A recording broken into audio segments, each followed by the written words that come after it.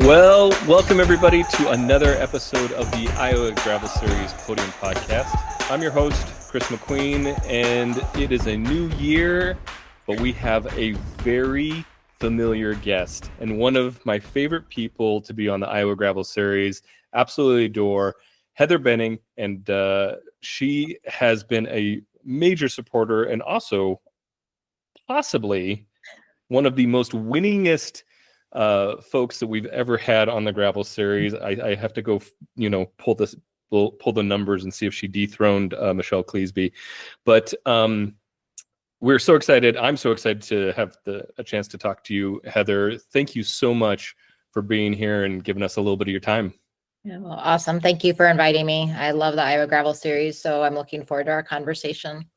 Oh, thanks. All right, Heather, let's get to know you a little bit. I mean, we see each other, at least during the season, fairly regularly, but I don't think we ever sat down and had a quick lunch or anything to and kind of really got to know each other. I know you do some coaching, some education stuff. You're very big into fitness, but I don't know the specifics. So maybe let's start off with just who you are, what do you kind of do professionally, but let's make sure we get into how you got into cycling and gravel. Yeah, so I think being an athlete is my identity, and it covered both my personal life and my professional life. So I'm very fortunate that I'm being able to marry those two things in those two spaces and pursue what I'm passionate about, both again outside of work, but also in the workplace. So professionally, I work in intercollegiate sport. I was on a Division III campus for 19 years and coached track and field for a portion of that, and women's soccer for all 19 years at a Division III campus in Iowa. And then I'm right now in my 10th year. So in 2014, I pivoted from the campus to the conference office. So I currently am an executive director or commissioner of a Division III athletic conference that has schools in Iowa, Illinois, and Wisconsin. And our conference puts on championships and does student athlete programming for 9 institutions in those states. So that's what I do for work. And then for play, I've been an athlete. I started downhill skiing and doing gymnastics when I was 3 years old, and I just really haven't stopped exploring new sports. And there's a couple that I stuck with all through growing up, but have always dabbled in different things. Wow. That is, I mean, from 3 years old and always being around sports. I'm very jealous. I'll say that I didn't come into sports really until after college in a lot of ways. I mean, I played a little football in high school and stuff, but I feel like I'm still trying to understand the world of sports and what it means to be competitive, what it means to be a good sport, all those things, trying to instill those to my family. So maybe I kind of start with that quick question before we get into how you got into gravel. This is a big high level question, probably need a beer or something, but why is sport so important? Why does the world keep doing sport? Why do we do this? Yeah. I think that, gosh, there's so many things that sport can afford you if you're in the right environment and you're surrounded by good people. But I think that the desire to be in community is probably one of the biggest draws for me in sport. And that'll tie into me getting into gravel biking later in my life. But I think that just idea of community and being able to engage in something with other people that share the same passion as you, and also inherent in that is the opportunity to meet people that you might not otherwise intersect with. So a lot of my sport growing up when I was very young was doing recreational and community-based, but then had the opportunity through middle school and high school to do more select programs where I was playing soccer most commonly, and then volleyball I did a little bit with, but getting to play with student athletes from all over the state of Colorado where I grew up. And so just having a chance to meet people that I wouldn't otherwise meet just by staying school-based or scholastic-based with sport. So I think that's one piece of it, is just it does provide an opportunity for community. And I will say that most of the sports growing up that I did were team sports. And so that kind of, my answer is a little biased towards that environment, but I also think in individual sports, there can be the team dynamic as well. And that just is a culture that's created by the coach and by the student athletes that are participating in it. I think the other thing, well, one other thing about sport for me is I'm a competitive person. I'm a person who likes to set goals. I'm a benchmark person. So I think there's that opportunity to measure growth and measure success, whether that's self-referent or against others. That's something I think that draws people to sport. And even if you're somebody who's just watching sport, there's that element of it, because I think generally in our society in the United States, there is a big desire to see winners and losers. Unfortunately, it's just part of the way that I think that we're raised. And that may not always be a good thing, but I think that is part of what draws people to sport in this country in a way that we don't necessarily see in other countries across so many sport disciplines. Yeah. Yeah, that makes sense. I think it took me a long time to realize that cheering on a winner is a great thing to do. Identifying yourself as having to be a winner all the time is not necessarily a great thing to do. So celebrating the wins while accepting the fact that you yourself are not a winner, you're an athlete and you have good days and you have bad days, can be, I think, a great place to build good mental health and resilience. But it definitely, for a competitive person or even a non-competitive person, it can, it can take a little bit. Okay, so you're all in soccer, you're a gymnast, you're doing volleyball. I know you do CrossFit, which is its own religion of its own. Maybe I've gone too far. Maybe I've overstepped. How did you get into gravel? So gravel for me was, and I think we talked a little bit before the show about how much I listen to your podcasts or watch them. And I've watched, I think all of them. I might have your most recent one I haven't finished yet. But I think that at one point I heard you talk about how you got into gravel in Iowa, moving here and trying to meet people and develop a community, moving from California. And that's exactly what it was. I didn't need one more physical activity. And quite honestly, it probably was like I was doing overtraining. But that's not why I got into gravel biking. I got into gravel biking because I'm an empty nester. My partner and I both do CrossFit. We both run, but both of our kids had graduated from college, and it was time to try to grow our social network beyond our kids' friends' parents. You go through that whole stage where your adult friends are your kids' parents' mom, and sometimes you don't even remember their first name or last name. You just remember they're so-and-so's parent. But we just were looking for ways to just get more engaged in our community and meet more people socially. And so through CrossFit, we have two of the organizers of our local gravel bike group, and she had been encouraging us for a long time. You should try gravel. You should try gravel. And one thing I never really grew up doing was cycling. I've ridden a bike. Like, we had the old Huffies and we built ramps, and the kids would go around in the neighborhood and ride them. Like, I know how to ride a bike. I had a bike that I used generally for transportation in the small town that I live in, but I never cycled. And I just was like, nope, I don't need anything else. I'm good with what I have. Like, running is a lot. CrossFit is a lot. But then Bill, my partner, and I were talking about it, and we're like, well, why don't let's just go see, And so for us, it truly was purely social. We actually are looking at it as our recovery workouts. Which I think is kind of, at this point, things have shifted a little from 3 years ago, but we never went out to go gravel biking to get a workout. Like we joked all the time that like, are we ever going to get out of zone 1? Because that's what it felt like when we first started, but we didn't know what we were doing either. I mean, we know how to ride a bike, but we just didn't have any idea about what potential was there. So that's how we got into it. We have a pretty strong local gravel bike group for a town. My town has less than 9,000 people in it. And there can be rides in the summer where there'll be close to 40 people out in our local gravel bike group. So Where is this? What group is it?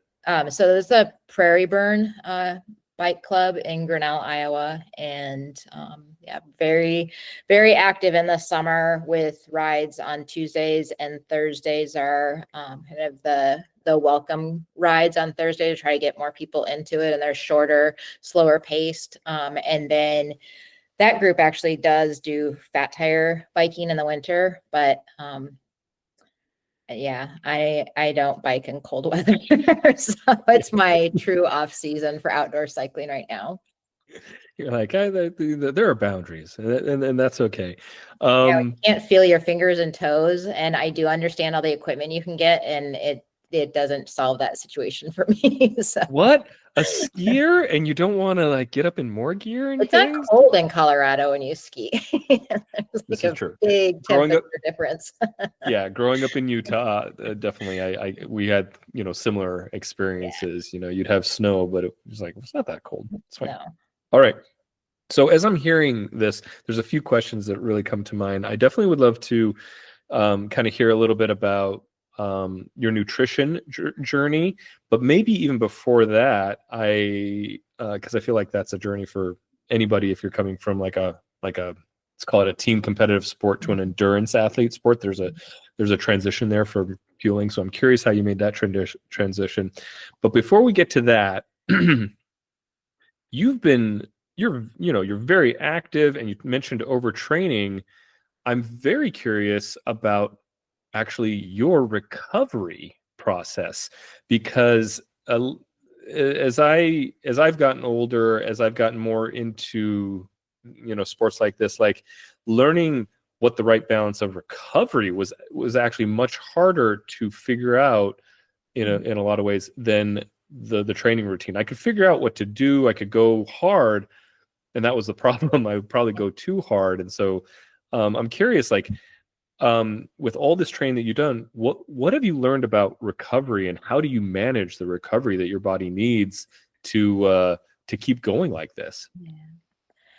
I think probably two things that are the biggest X factor for me are one, it is that as you mentioned, I do CrossFit, I run, and I bike. So part of my recovery is just by having diversity of physical activity.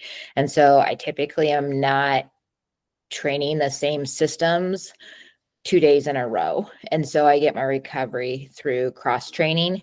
I know some people feel like there's people all the time that like, what is your day off? I will be honest, say like, I very rarely have a day where I just simply do not fitness, but I feel like I really listen to my body. And yesterday I woke up, I did not feel great. We had a gym session planned, and I just said, I need to take today off. And I did. I don't do it very often, but I really do try to listen to my body. But back to the original piece is that I think the fact that the diversity of training that we do, my background as a coach in a number of different disciplines. I'm also a personal trainer. So as Bill, like we understand periodization of training. And so when we put together our macro cycles, we are thinking about what demand our body, or what the workout is demanding of our body, and trying to make sure that we don't overload that. I think the second thing that allows our bodies to do that, I'm 51, so it's definitely has changed over the last couple of years. But we've been plant-based. About 95% of what we eat are plant-based. We will occasionally, I mean, we are plant-based to try to eat healthy food. So we don't get really caught up in something like, we're not worried about cross-contamination of food or getting occasional dairy or a little bit of meat in. But all of the research and our experience, having lived this way for 5 years, is that it reduces inflammation substantially. And that's honestly, we both say it, we really have nothing else to attribute the fact to that we can go work out really hard and turn around and do the same thing the next day with a different type of exercise and not feel the muscle soreness. And funny, just like a little antidote on that, there's a young man who's the same age as our kids, went to high school with them. He works out at the gym in the mornings, and he jumped in on one of our CrossFit workouts that we had put together. We don't have an actual CrossFit gym any longer. It was sold, but we still go do the CrossFit workouts. And he jumped in with us, and he came in the next day, and he was just shaking his head. He said, "How do you guys do this?" He's like, "I am so sore." And he's a former collegiate wrestler. He's come back here. Now he coaches here at the high school. He's very fit, and he's 22, and just everything hurt for him. And then he's watching us in there every day, seeing what we do. And he's like, how do you do this? So I honestly do believe that eating plant-based is significant in our ability to be able to do what we do for training. But yeah, it's probably not a popular answer. I don't know that everybody can do it, but what we're doing, like what I'm doing right now, I've dialed back a lot. So like I talked about overtraining before, I have shifted to where I don't work out twice a day anymore. I knew that I was overtraining and I couldn't get enough calories in my body, and it was having an adverse effect on my systems. How many years of 2-a-days did you maintain? Probably about 3 to 4. Last year was when I switched to realizing that I can't do that. And just with the transition that my body's going through at this age and things, it's too much. It's driving up my cortisol levels. It's having inflammatory effects. And so that's all of a sudden I knew like that's the thing that needed to shift for me. And it's really been working really well. So yeah, I was heading into this last summer, and that's honestly why I did a lot of the 50Ks. I was really grateful for the 50K opportunity this summer, because part of that was I needed to dial back just the volume. And so not to have to train for the 100Ks and be able to still do the other sports that I talked about was important to me. So the 50Ks were a really good sweet spot and remind me a lot of running. I think that my best distance is a half marathon. So I felt like having those 50Ks was just like someone who like could only ever sign up for a marathon. And all of a sudden you can do a 13.1 and you're like, no, this is where I can really excel. So. Yeah, no, that makes sense. And I've always been an hour hero. Like I had a commute back in the Bay Area, and I could either take my car or a bus or my bike, and it would take me an hour to get into work. It didn't, This is just Bay Area traffic and everything. Right. But I definitely over 6 or 7 years built up an ability, like I can go hard for an hour. You asked me to go hard longer than an hour. Yeah. And I struggle a little bit. So I'm not, I don't always, I'm putting on gravel races because I know I can't podium on these distances, but I respect those that can, especially those that can put in the hour or 2 hour effort, hour and a half effort or so on a 50K and really crush it. So let's dip into a little bit more on that nutrition stuff, because I'm really interested. I'm not a huge meat eater, but at the same time, we still eat meat. We opted for steak instead of turkey this year for Thanksgiving because I have a sous vide and it makes making steak like incredibly easy. But at the same time, like I think the biggest challenge that I have when I think about being plant-based is really the recipes. So I'm a little curious about like what is your meal? What does your common meals look like? How are you fueling just day to day?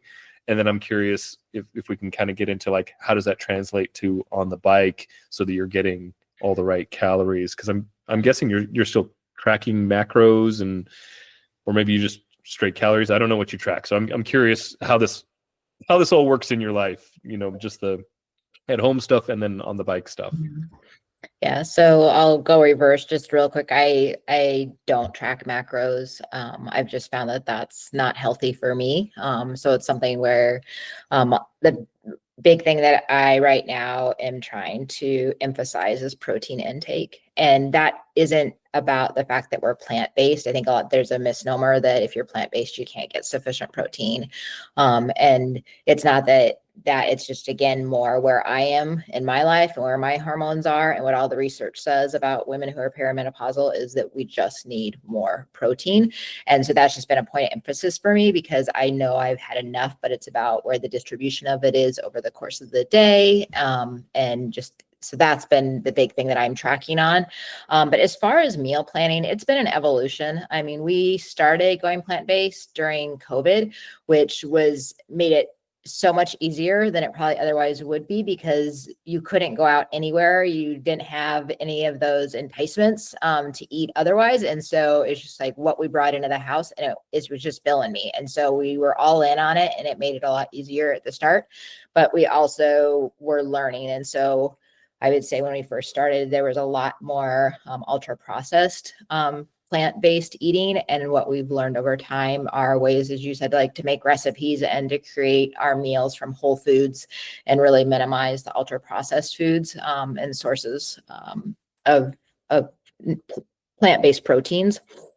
So for me, I'm pretty consistent with what I do with breakfast and lunch. That just has always worked for me, even before I was plant-based, just to have regularity in what I'm doing for those meals. So typically my breakfast is one of two things. It's either going to be whole wheat toast with peanut butter, chia seeds, and honey, and then whatever berry is reasonably priced and in season. So this week it's been a lot of blueberries on top of my toast. And then the other breakfast food that I will do is oats. I do old-fashioned oats and mix in nuts, honey, sometimes a scoop of peanut butter, berries, bananas. So something like that. It's going to be probably going to get about 18 to 20 grams of protein in that food item. And then I do supplement with a plant-based protein drink in the morning. So I do almond milk and a plant-based powder just to get that closer to 40, because we do our CrossFit workouts and running in the morning. And then Question about the oats. Are you boiling these oats, or are these in almond milk cold soaked or something like that, but you boil? In the summer, I will do overnight oats where I do the cold soak. And so I'll do that often in the summer. And I will say, like, when it's gravel competitive season, that is a good go-to, because I can make it and take it. We usually stay in an Airbnb, and then I can just nibble a spoonful like throughout the morning and slowly get that into my system. And it's a way to make sure that we have a plant-based breakfast like on the road. So I do them cold in the summer, and then in the winter, yeah, I boil them. So yeah, that warm thing. Yeah. So what does lunch look like? Because that seems doable. I'm like, I could do that. That sounds yummy. Lunch, it varies, but right now I've been doing cold weather things. So we've been making a ton of soups and curries. And so we typically, again, with just two of us, once we make something, I usually have 6 servings. And so lunch oftentimes will be a leftover from the previous dinner, or I'll supplement it. So I always do lentils for lunch. And again, just to try to get a high protein item in there. Sometimes I'll put it in miso broth and add tofu chunks. And then if I have any vegetables left over from the night before, it's literally just like a one pot, just like dump stuff in there, and it's good. So we had done a curried cauliflower and sweet potato and green beans dish earlier this week. And there was just enough left that I had the miso broth, the lentils, the tofu, and then I just dumped the rest of the vegetables in there, and I ate that soup. So right now I've been doing like vegetable, lentil, tofu soups. And then in the summer, I'll do salads occasionally, but lunch honestly is the hardest for me to try to come up with something consistent that I want to do, because I don't typically want to do bread again. I try to not do that more than just for breakfast. But beans, we can do some different things with that too, like a cowboy caviar, which is like a multiple. it has 3 different types of beans in it: red onions, jalapenos. So it's essentially like something that people would dip tortilla chips in and eat, like a bean salsa, but you can just eat it as it is as like a bean salad. So I will do that and put that up. So, and then dinner, yeah, we've been having like a lot of fun just learning. Like and I never enjoyed cooking before, but now I kind of enjoy like looking and seeing what's in the pantry and modifying recipes based on what we have. So lots of cruciferous vegetables, tons of sweet potatoes, cauliflower, cabbage, but we'll just, yeah, curries we love. We just made a Thai soup the other night, which was delicious, and serve that over rice. So we'll do a lot of whole grain rice, again, for protein and for fiber. In the summer, like we do some eggplant fillets as a substitute for burgers. You can do the same type of thing. Tonight we had lentil walnut burgers. So it's just like you press those together instead of having your beef. And again, like really high protein, really flavorful. So yeah, it takes work. It takes work for sure. But there's so many resources on the websites, and then start to find things that you like. And there's more and more restaurants in Iowa that have plant-based food, which is really nice.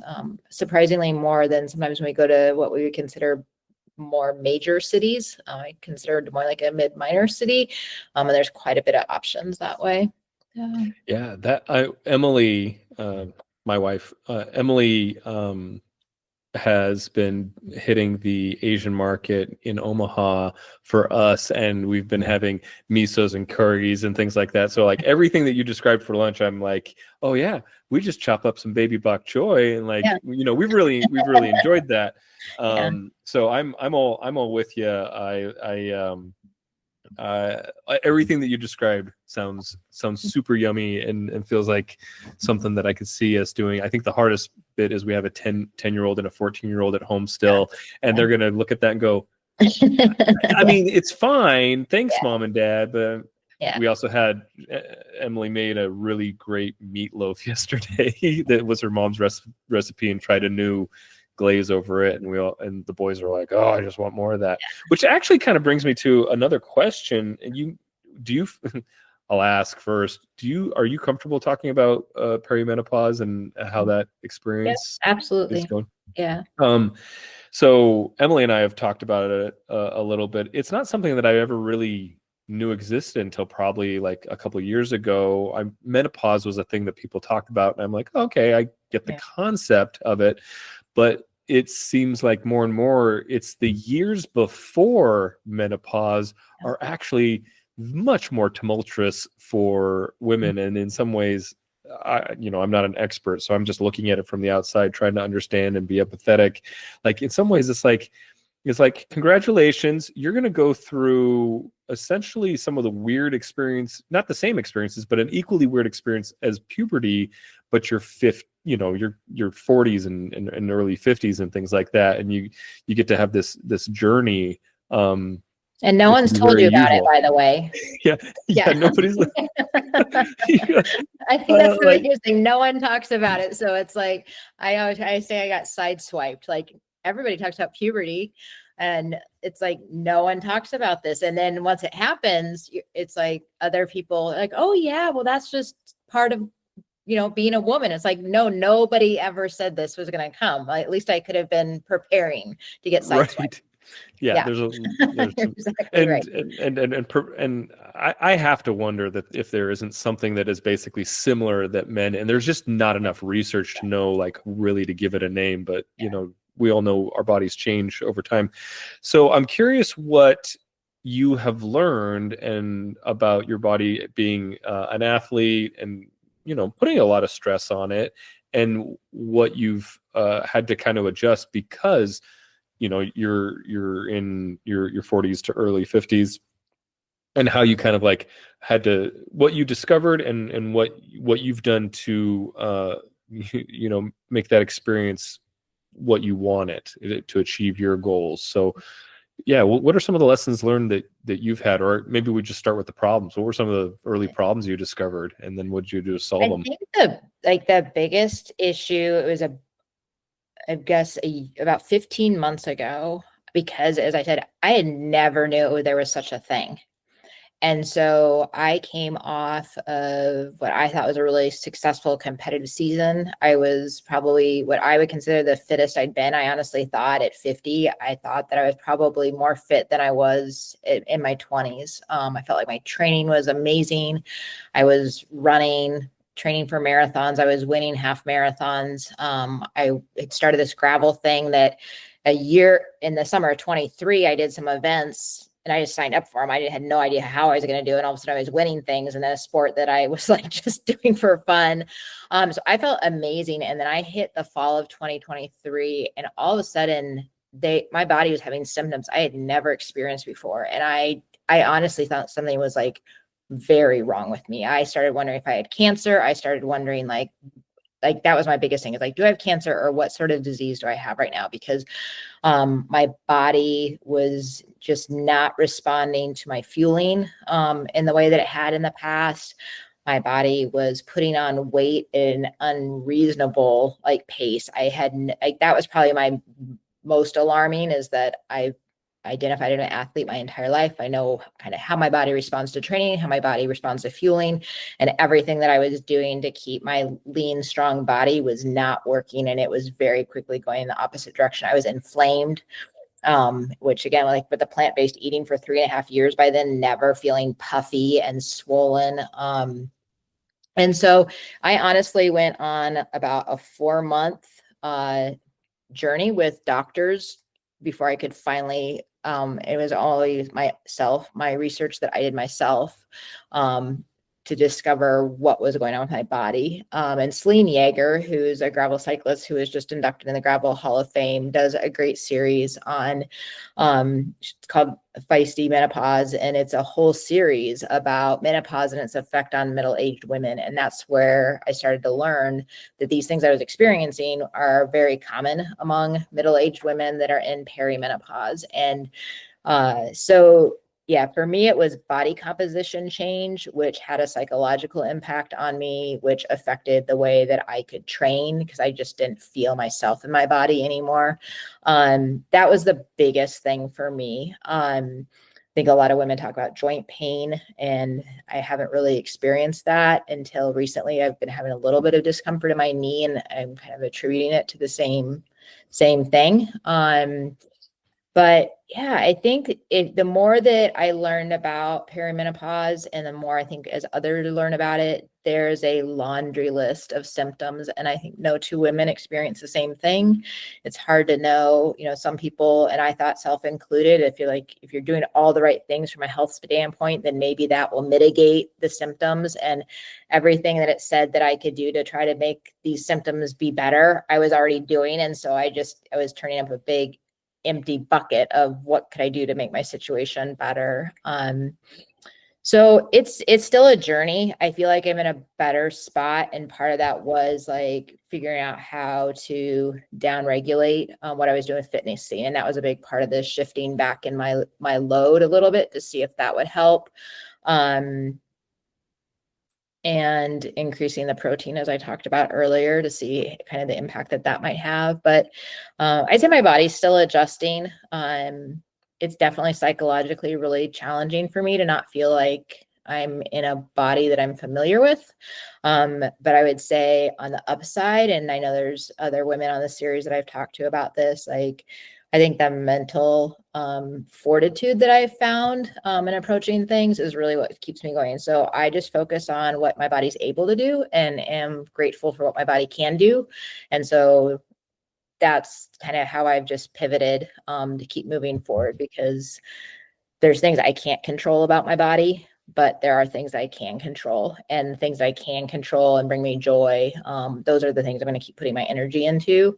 And that's, again, like just being able to be around the people that are on the Iowa Gravel Series, being able to, I was just like, I will say it again, I was so grateful that there's a 50K distance, because that was just exactly the perfect timing for me. Because I honestly think had there not been the 50K distance this last summer, I wouldn't have done the events because So you're saying you don't want me to get rid of the 50Ks. Don't do that.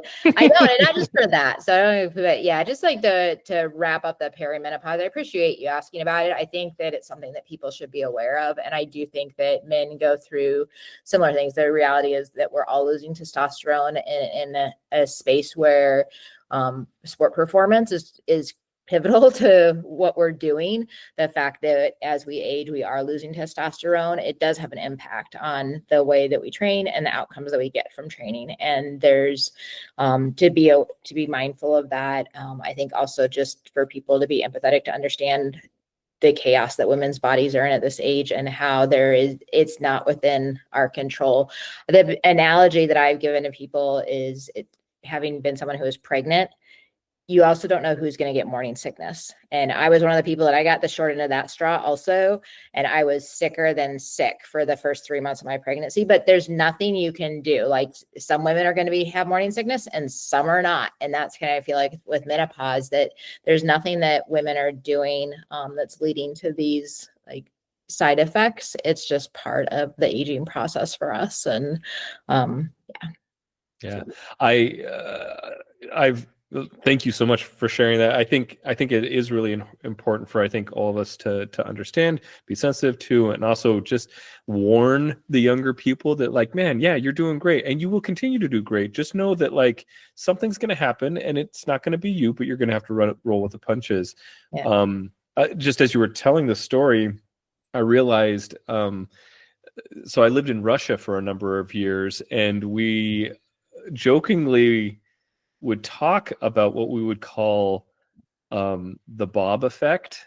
So, and this is, I'm going to try and tell this story as sensitively as I can, but and there's a reason for this, because genetics plays such a role in it, right? You know, you like you said with morning sickness, you don't know who's going to get it and who isn't. It's just that's how your endocrine system reacted to things. Congratulations, you won the morning sickness lottery.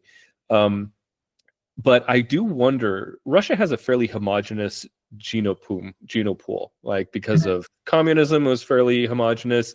And they also tend to have a very homogenous diet where there is only certain types of food and it's basically the same everywhere. And it's just, there's Russian food and you can maybe go find Western food, but that's a weirdness. You know, most everybody just eats a very simple diet of pasta, potatoes, some pork, maybe some beef, onions, hearty vegetables, sort of thing.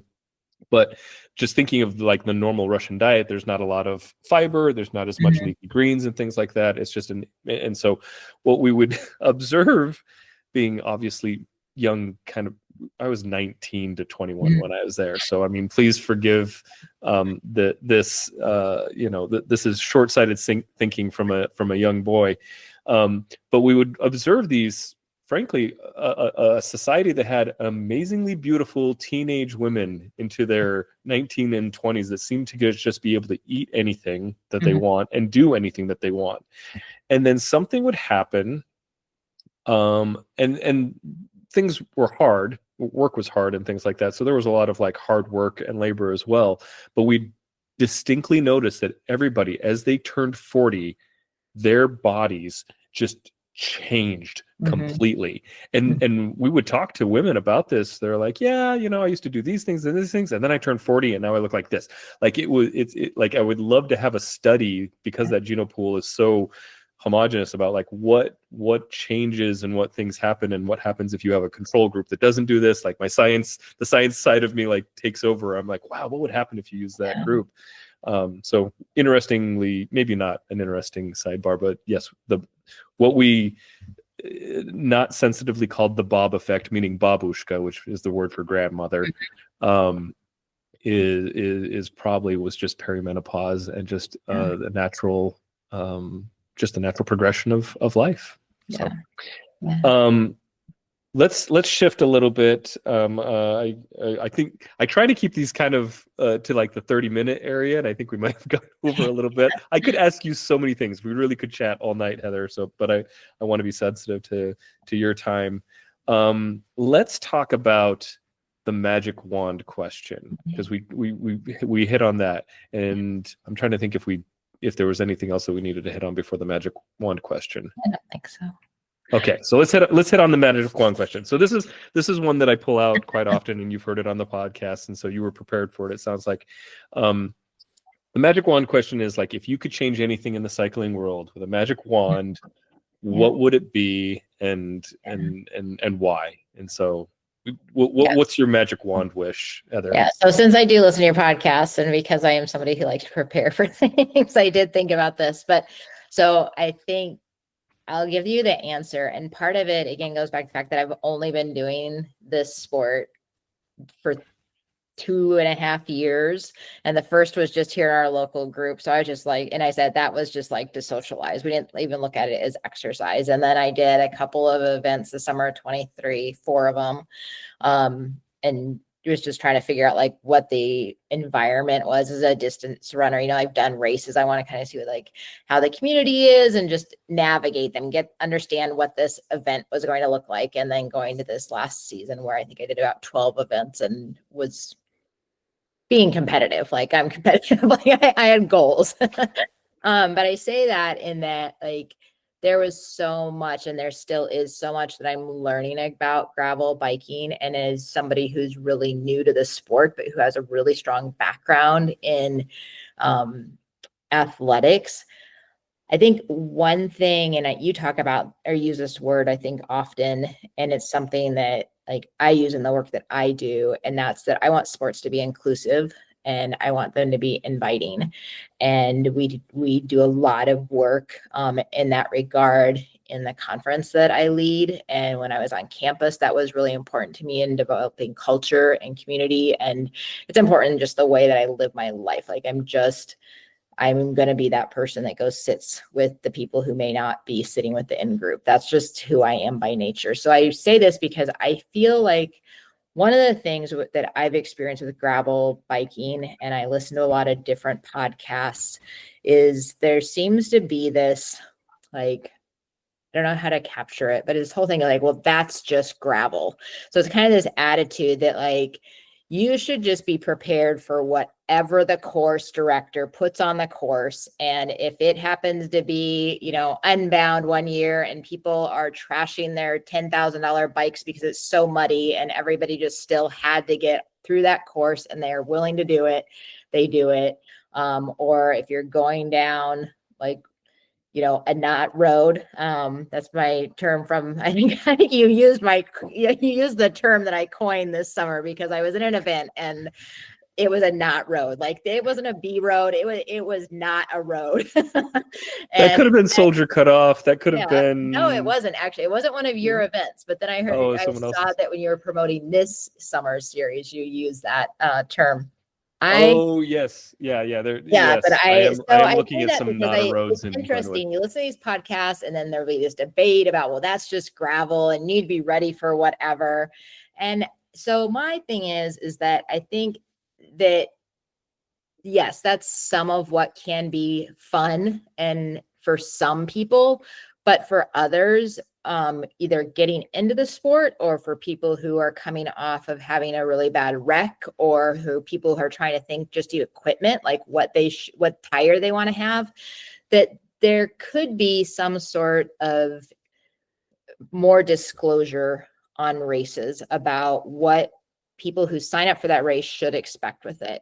And so what my magic wand would be is if there was more uniformity when race directors post an event, is to indicate if there are going to be segments that are B roads, if there are going to be segments that are single track, if there's going to be segments where there's some people who do not want to be on pavement with cars, period. And then all of a sudden can find themselves on a 5-mile stretch on that. So I think, to me, I just wish that would be something where there's just in the notes part, if directors would think about the fact that it does have real implications for people. And I think one of the things I've gotten more comfortable is I'll ask the director, because I know after I had a bad wreck 2 years ago that I was doing Colesburg, and I knew that there were some really aggressive mountain bike elements of that. And I am not a mountain biker.